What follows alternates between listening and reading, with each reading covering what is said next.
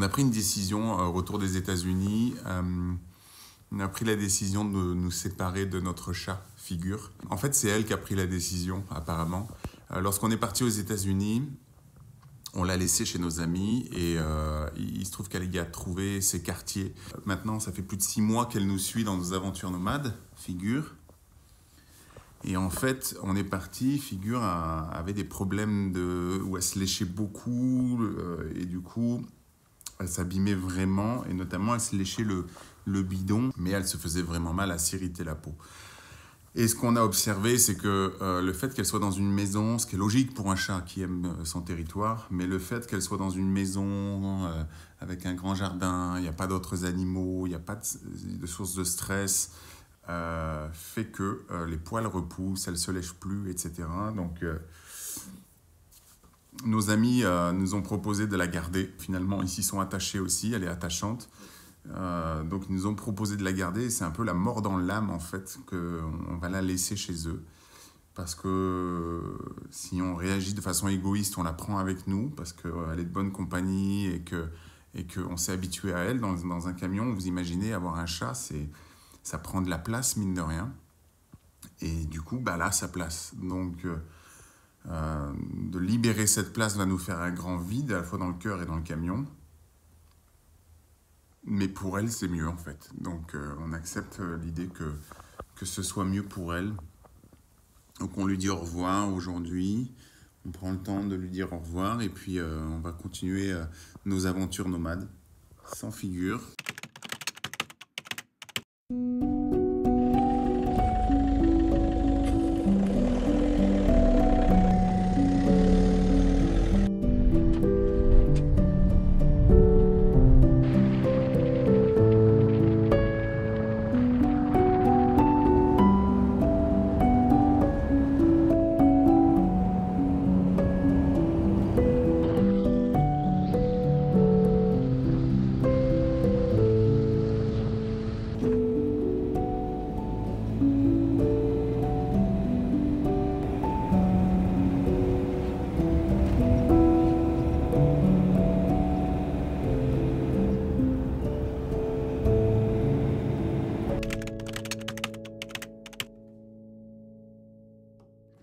Donc nous voilà avec Caro, nos sacs sur le dos.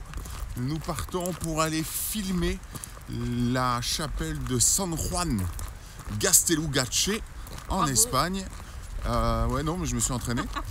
On est venu tôt, on s'est levé à 6 h, mais je suis pas sûr que le soleil soit au rendez-vous. On va voir ça. En tout cas c'est beau, hein. En tout cas c'est très très beau, donc on va voir un petit peu ce que ça donne.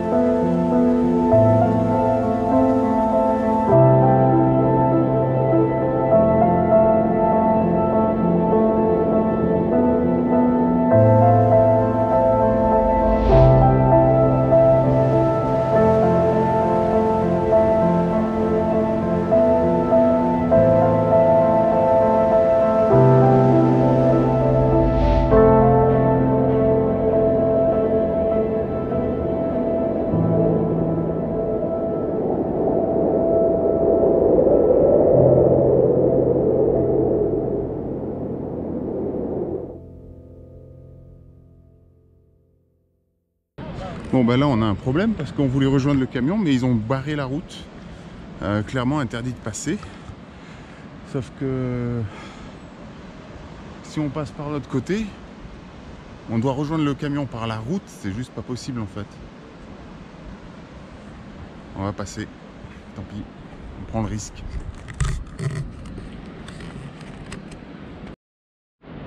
Bon je pense qu'on va se faire gronder.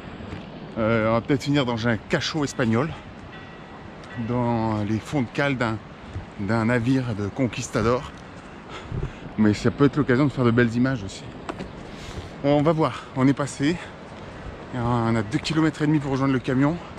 On va croiser du monde, je pense. On va peut-être se faire tirer les bretelles.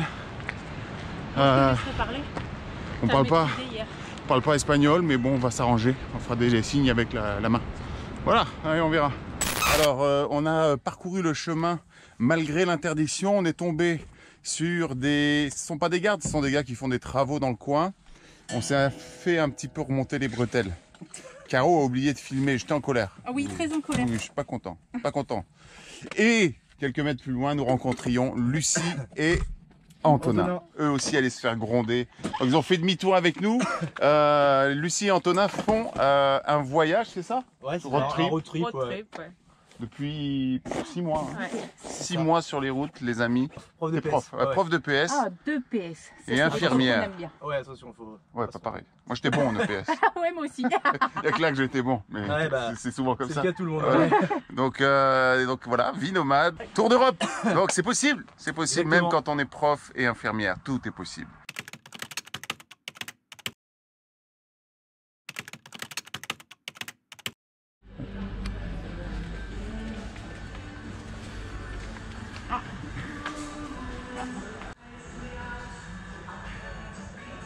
Pourquoi est-ce que nous sommes ici? Eh bien parce que nous avons réservé une surprise à José. Soyez attentifs à ce qui va se passer.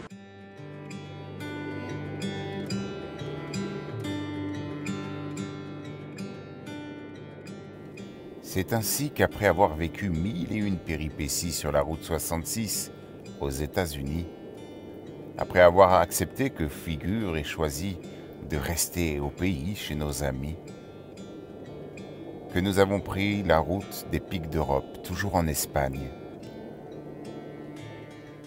Le parc national des Pics d'Europe se trouve au nord-ouest de l'Espagne, sur la cordillère Cantabrique, à 30 km de la mer.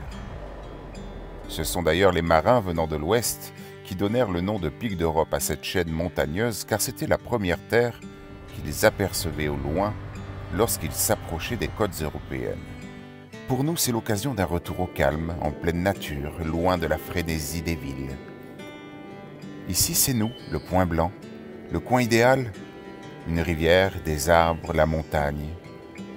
Nous sommes restés ici une dizaine de jours, pas seulement pour nous ressourcer, car nous avons aussi une entreprise à faire tourner et qui prend 90% de notre temps.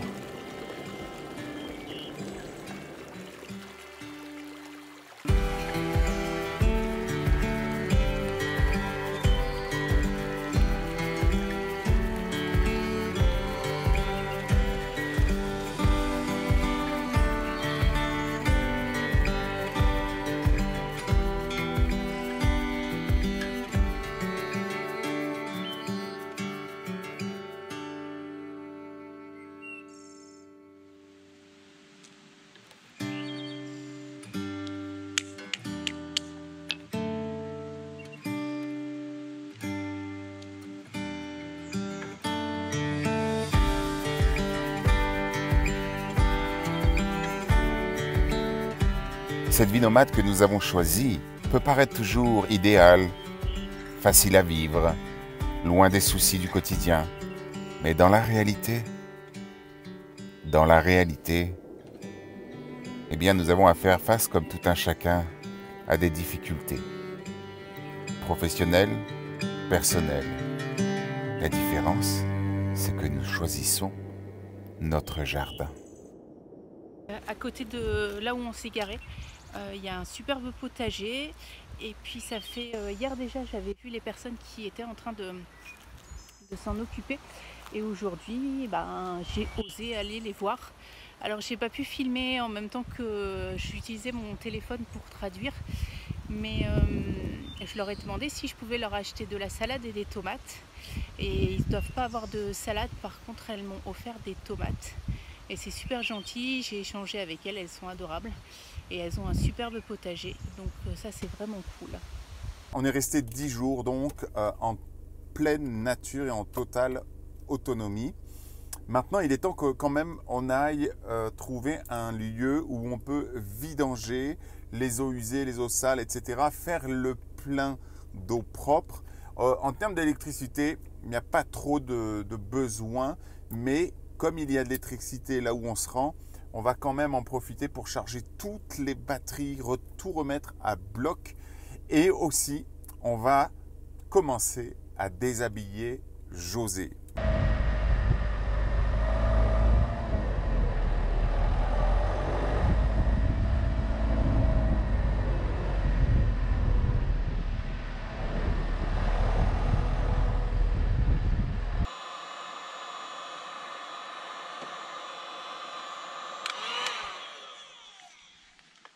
Le soleil suffit quasiment pour faire ça.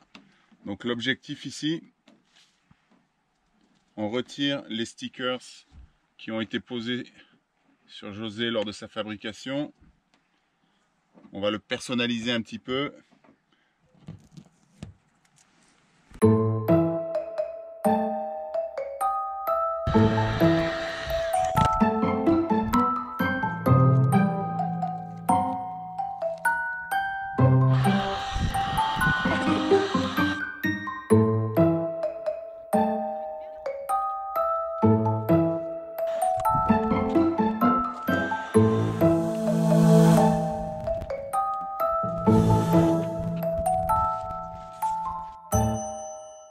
Alors nous quittons ce petit spot bien confortable que nous avions trouvé, le seul dans le coin ici sur les pics d'Europe où on peut vidanger, remplir le camion. Donc ça nous a pris quelque chose comme 10 € la nuit. Mais par contre on a dans un décor absolument grandiose, magnifique, dans un bel espace ici. Et on est vraiment tranquille, on est peinard, on a l'électricité. Aujourd'hui, on reprend la route, toujours dans la visite des pics d'Europe. On va aller vers le village de Ken. Et semble-t-il qu'il y a une route à emprunter qui est quand même très étroite, donc risquée. On peut limite pas se croiser avec deux véhicules. Donc on va aller voir tout ça. Mais par contre, la rando qui vient juste après cette route est, semble-t-il, absolument incontournable. Donc, comme toujours, eh bien, on vous embarque. Là, on rentre dans les gorges. Donc tout de suite, ça s'est resserré. On est près de la paroi. Ça se passe bien. La route est belle. Mais on ne peut pas se croiser. C'est clair, c'est hyper étroit. On ne peut pas se croiser. Donc voilà. Moi, ma crainte, c'est surtout au niveau de la hauteur des roches. Mais pour l'instant, c'est bon. Mais on sait que ça va réduire encore. Et regardez notre belle déco.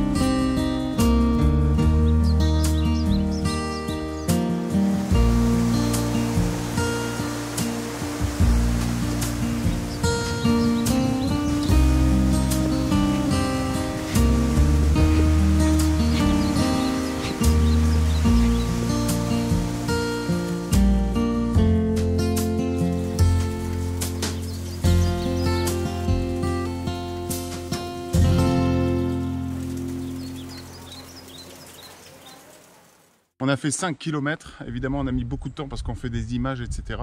Arrivé ici, on a deux solutions. Soit on fait demi-tour, on rentre à Caen, soit on continue, mais c'est 1h45 de marche de plus.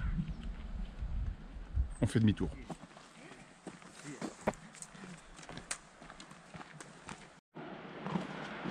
Moi j'ai un gars qui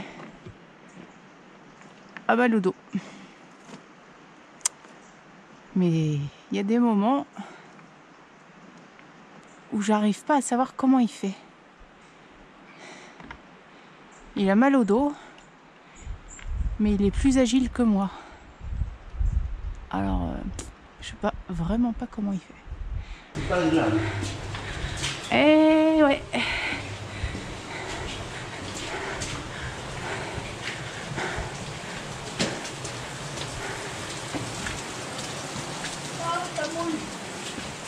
Ah. Elle est fraîche. Ouais.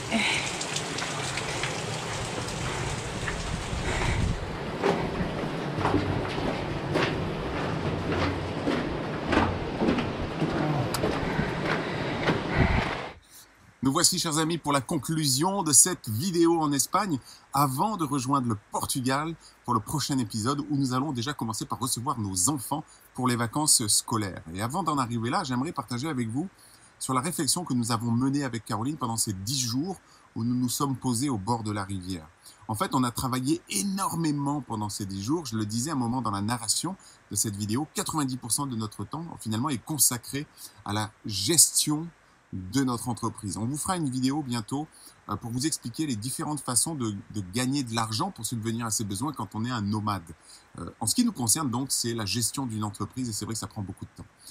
Ceci dit, ça ne nous convient pas réellement parce qu'au fond, si on est parti vivre cette vie-là, c'est d'une part pour être proche de la nature, et ça c'est complètement acquis, mais aussi pour être plus proche de nos besoins. Et le besoin d'avoir du temps pour soi est essentiel pour nous. Et là, il nous faut trouver cet équilibre. Ça fait à peu près 8 mois qu'on est parti, enfin 10 mois maintenant, même quasiment 10 mois que nous sommes partis. Et on est bien en train d'observer qu'on n'a pas encore tout à fait trouvé notre juste milieu. Et pour être tout à fait sincère, c'est souvent de mon propre chef en fait qu'on travaille beaucoup. Pourquoi? Parce que certainement qu'il y a la peur de perdre, la peur de manquer, la peur de ne pas y arriver, de ne pas obtenir les résultats qu'on veut obtenir et peut-être la peur de perdre finalement ce que nous sommes en train de vivre et de devoir peut-être rentrer. J'en sais rien, il y a des peurs qui sont conscientes, d'autres qui sont inconscientes, mais en tout cas il y a l'observation consciente, celle-ci, que ça ne va pas pouvoir durer comme ça, qu'il va falloir apprendre à lâcher prise, à prendre du temps pour soi. Raison pour laquelle, avec Caroline, à partir de maintenant, nous avons décidé de nous octroyer 2 jours par semaine consacrés exclusivement aux balades, etc., etc.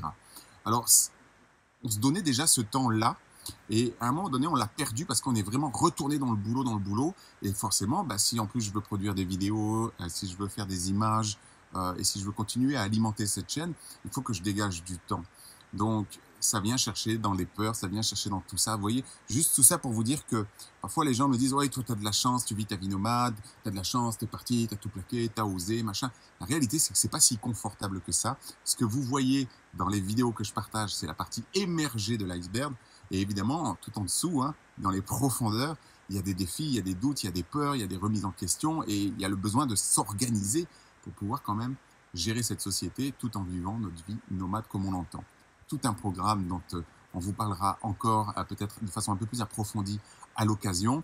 Nous avons l'objectif avec Caroline de créer une playlist, la playlist qui va s'appeler Quotidien Nomade, pour vous partager les choses du quotidien. Comment devenir finalement nomade, c'est comment faire le pas d'un point de vue administratif, comment s'organiser, etc. Mais aussi comment le vivre au quotidien, comment ça se passe dans un camion, comment on s'organise, comment on fait pour la nourriture, pour se laver, pour les toilettes, pour trouver de la place pour dormir la nuit, etc., etc. Donc, si vous êtes de celles et ceux qui aimeraient vraiment pouvoir embrasser cette vie-là, que vous soyez camping-cariste, aguerri, que vous soyez van-lifer en devenir ou aguerri aussi, eh bien, je suis certain que dans ces capsules vidéo, vous aurez de la matière et nous, on sera vraiment ravis aussi de vous lire à ce sujet. Alors, quoi qu'il en soit, dites-moi en commentaire, est-ce que vous avez aussi, vous, de la difficulté à dégager du temps pour vous, pour respecter vos besoins, pour alimenter cette vie qui vous fait vraiment vibrer? Est-ce que vous savez ce qui vous fait vibrer d'ailleurs? Et si oui, est-ce que vous prenez le temps de le faire dans cette vie frénétique souvent entre le travail, la famille, la maison, etc., etc. Alors, on se retrouve dans la prochaine vidéo direction le Portugal, mais je compte sur vous pour liker cette vidéo, pour vous abonner. Cliquez sur la petite cloche pour être notifié des prochaines publications. C'est super important pour ne rien manquer. Et évidemment, vos commentaires sont les bienvenus. Merci, merci parce que toutes ces interactions que je vous demande de faire, eh bien, valorisent la chaîne YouTube, permettent aux vidéos d'être un peu plus vues. Et puis nous, ça nous fait toujours au cœur avec Caroline, ça nous fait toujours chaud au cœur avec Caroline de pouvoir vous lire et de savoir que vous appréciez notre travail. Alors voilà, maintenant, rendez-vous au Portugal.